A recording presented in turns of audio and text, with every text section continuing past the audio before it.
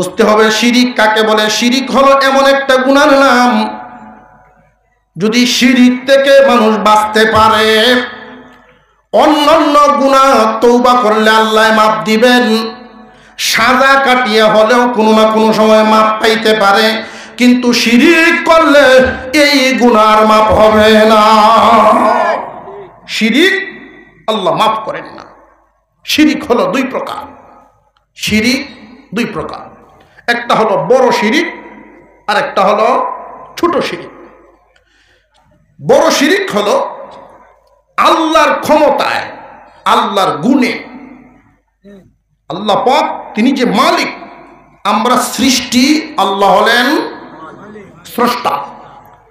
আমরা সৃষ্টি আর আল্লাহ স্রষ্টা। এই স্রষ্টার এমন কিছু গুণ আছে, এমন কিছু ক্ষমতা আছে, যে গুণ এবং ক্ষমতা কোনো সৃষ্টির হতে পারে না। স্রষ্টার আলাদা কিছু গুণ, আলাদা কিছু সিফাত, ক্ষমতা, এটা সৃষ্টির ঊর্ধ্বে। এটা মনে রাখতে হবে। সব জায়গায় হাজির নাজির এই ক্ষমতা কোনো সৃষ্টির নাই, একমাত্র স্রষ্টা।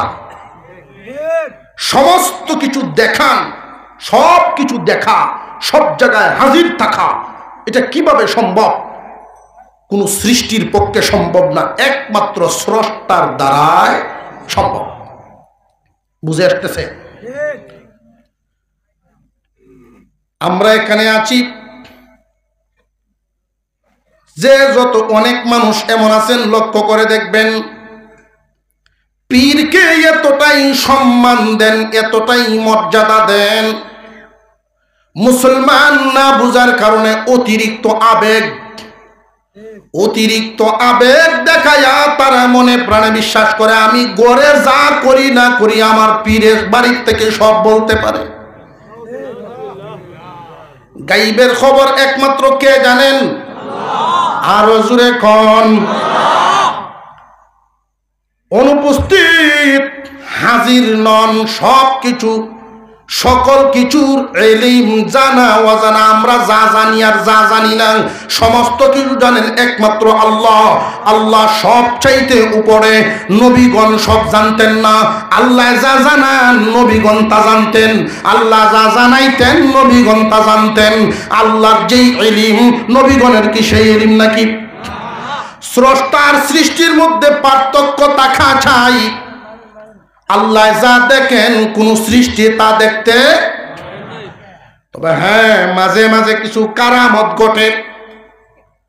আল্লাহ পাকের কিছু খাস বান্দাদের মর্যাদা বৃদ্ধি করার জন্য, নবীগণের নবুয়তের দলিল পেশ করার জন্য আল্লাহ পাক রব্বুল আলামিন এমন এমন কিছু কারামত ঘটায় দেন। এটা বান্দার কোনো হাত নাই, আল্লাহর পক্ষ থেকে ঘটে। বান্দা এখানে দোয়া করে গেছেন, আল্লাহ বৃষ্টির দরকার, বৃষ্টি দাও। এখান থেকে উইটে যাইতে দেরি হয়েছে, বৃষ্টি আসতে দেরি নেই। কিছু কিছু মানুষ যাদের ঈমান শক্ত আছে, বুঝ শক্তি জাগ্রত আছে, তারা সাথে সাথে জবান দিয়ে উচ্চারণ করবে আলহামদুলিল্লাহ। বৃষ্টি পায় শুকরিয়া আদায় করবে কার? আরো জোরে কর। কিন্তু না বুঝার কারণে অতি আবেগে পীর ভক্ত ইয়া এমনি দৌড় শুরু করবো পীরের বাড়ি, যে বাবা আপনি কই করলেন কি তা মেঘটা কেমনে লামাইলেন গো বাবা? বুঝে আসতেছে? মেঘ লামাইছেন মূলত কে? এই যে ঈমান কোন জায়গায় শয়তানে দুখা দিয়া ঈমান নষ্ট করে, এই বিষয়টা আমাদের খেয়াল রাখতে হবে। সমস্ত ক্ষমতার মালিক, সবার সকলের ঊর্ধ্বে ক্ষমতার মালিক একমাত্র কে?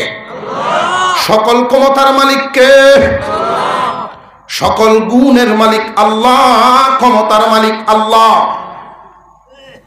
এই বিষয়টা খেয়াল রাখতে হবে। আল্লাহর যেই গুণ, এই গুণ কোন সৃষ্টির নাই। আল্লাহর যেই ক্ষমতা, এই ক্ষমতা আর কেউ নাই। সন্তানাদি কারো আল্লাহ সন্তান দেন, কাউরে ছেলে দেন, কাউরে মেয়ে দেন, কাউরে উভয়টা দেন, কাউরে কিছুই দেন না। অনেক মানুষ দোয়া চাওয়ার জন্য অনেক মানুষ যায় মাজারও যায়, পীরের কাছে যায়, সন্তান দেওয়ার মালিক কে? কোনো কিছু যদি চাইতে হয় কোথায় চাইবেন?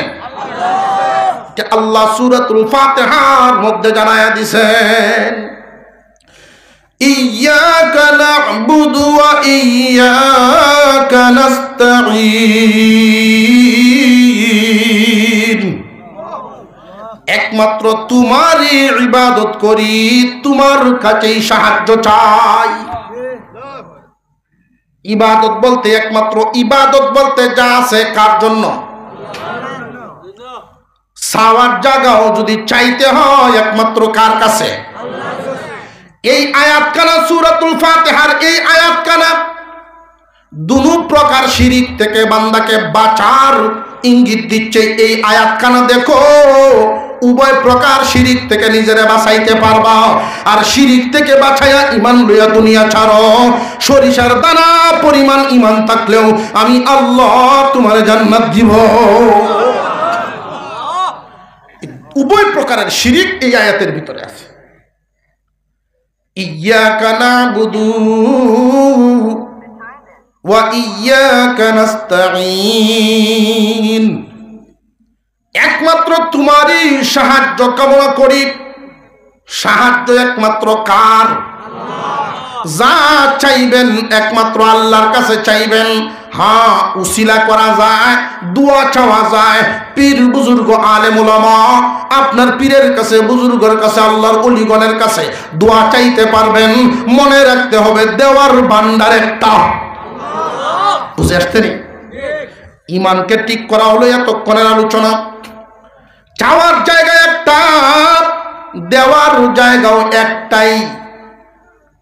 ছোট শিরিক, পয়গম্বর বলেন আমি আমার উম্মতের ব্যাপারে ছোট শিরিকের কারণে ভীত সন্ত্রস্ত।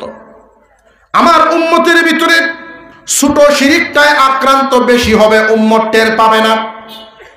এই ছোট শিরিকটা কি?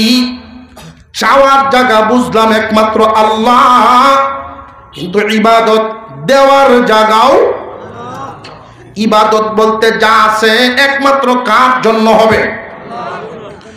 قل تعالوا أتل ما حرم ربكم عليكم ألا تشركوا به شيئا। ও দোস্ত আমার, আপনার জাতিকে কাছে ডাকেন, কাছে আইনা গুরুত্বের সাথে বুঝায়া দেন আমি আল্লাহর সাথে যেন কোনো কিছুই শরীক না করে, কাউকে যেন শরীক না করে। আমি আল্লাহর জন্য যা একমাত্র আমাকেই দিবে, ভিন্ন কাউকে যেন না দেয়। ইবাদত বলতে আমরা যা বুঝি, ইবাদত গুলামি একমাত্র কার জন্য? আল্লাহর জন্য। না বুঝার কারণে অনেক সময় ফেস লাগিয়ে যায়। ইবাদত তিন ভাগে বিভক্ত। কয় ভাগে? ঘুমো আপনারা? আরো জোরে কোন? কয় ভাগে? তিন ভাগে। শারীরিক, আর্থিক। শারীরিক, আর্থিক, শরীর এবং অর্থ উভয়টা মিলে। হয়তো শারীরিক ইবাদত, না হয় আর্থিক ইবাদত, না হয় শরীর মাল মিললে ইবাদত। কয় জাত হইল? তিন প্রকার। এই বডির যত ইবাদত, নামাজ, রোজা, জিকির, কোরআন তিলাওয়াত, বডি দ্বারা যত ইবাদত, এটা বডির ইবাদত, শারীরিক ইবাদত। আর্থিক ইবাদত যেই যে ইবাদতে মাল খরচ হয়, বডি লাগে না। যাকাত দিলে বডি লাগে না, মাল লাগে। কুরবা দিলে বডির মিল নাই, মাল। দান খয়রাত মাল, মালি ইবাদত। বডির ইবাদত পাইলাম নামাজ, রোজা, জিকির, আজকার। মালের ইবাদত পাইলাম যাকাত, কুরবানি, সাধারণ দান খয়রাত। শরীর মাল উভয়টা মিললে আল্লাহর হুকুম হজ। অর্থও লাগবো, বডিও লাগবো। আছে না নাই? এই তিন প্রকারের ইবাদত একমাত্র কার জন্য হবে? জবান খুলে আওয়াজ দিয়ে কোন কার জন্য হবে? ইয়্যাকা না'বুদু ওয়া ইয়্যাকা নাস্তাঈন। ইয়্যাকা একমাত্র তোমারই, রস্যই দিয়া বুঝাইছে তোমারই, আর কেউ না। ইয়াকা না'বুদু, একমাত্র তোমারই ইবাদত করি। শারীরিক যত ইবাদত একমাত্র তোমার লাগে, আর কেউ কোনো কিছু উদ্দেশ্য নাই। মালি যত ইবাদত একমাত্র তোমার জন্যই, ভিন্ন কোনো উদ্দেশ্য নাই। শরীর মাল মিললে যত ইবাদত অন্য কোনো উদ্দেশ্য নাই, একমাত্র তোমার জন্য। কিন্তু অনেক মানুষের ক্ষেত্রে দেখা যায় ভিন্ন অবস্থা। এই তিন প্রকার ইবাদতে শিরিক পাওয়া যায়। সুবহানাল্লাহ বলে, সুবহানাল্লাহ বলে। এক দুইটা উদাহরণ দিলে সহজে বুঝে আসবে যে এই ইবাদতে, শারীরিক ইবাদত, মালি ইবাদত, শরীর মাল মিললে ইবাদত, এই তিনটার মধ্যে লোক দেখানো মিশ্রিত আছে। আল্লাহ রাসূল বলেন লোক দেখানো ইবাদতেই ছোট শিরিক। লোক দেখানো ইবাদত কেমনে? নামাজ এমনে পড়ে না, ইলেকশন আইছে নামাজ হলে কি অর্থ? এমন আছে না নাই? আরো জোরে কর। শিরিক কয় প্রকার বলছি? আরো জোরে কর। বড় শিরিক, ছোট শিরিক। বড় শিরিক হলো মনে প্রাণে আল্লাহকেই সবার চেয়ে বড় মনে করা। আল্লাহর যেই গুণ কোন সৃষ্টির সেই গুণ হতে পারে না। আর ছোট শিরিক হইল ইবাদতে অন্য কোনো উদ্দেশ্য ঢুকানো, অন্য কোনো উদ্দেশ্য ঢুকানো। কথাটা মনে থাকবে তো ইনশাল্লাহ। ছোট শিরিক বড় শিরিক উভয় থেকে যেন আল্লাহ আমাদেরকে হেফাজত করেন। শারীরিক ইবাদতেও শিরিকের গন্ধ আছে। মানুষ লোক দেখেন না নামাজ পড়ে। নামাজ যা পড়বেন একমাত্র কার জন্য? মালি ইবাদত, দান খয়রাত করবেন একমাত্র কার জন্য? শরীর মাল মিললে ইবাদত, হজ, এইদের মধ্যেও দেখা যায় লোক দেখেন না ঢুকে আসছে। হাজি সাহেবটা হলে চা খাওয়ায়, হাজি সাহেব না হলে মনে মনে বেজার। যদি কেউ হাজি সাহেবরা জিগায় ভাই সাহেব কেমন আছো? ভালাই। আমি যে হজ করেছি তুমি মনে হয় শুনছ না, তুমি মনে হয় শুনছ না। এর দ্বারা বুঝাইতেছে যে হাজি সাহেবটা হলে বেটা। আল্লাহ আমাদের সকলকে সহি বুঝ দেন, বলুন আমিন।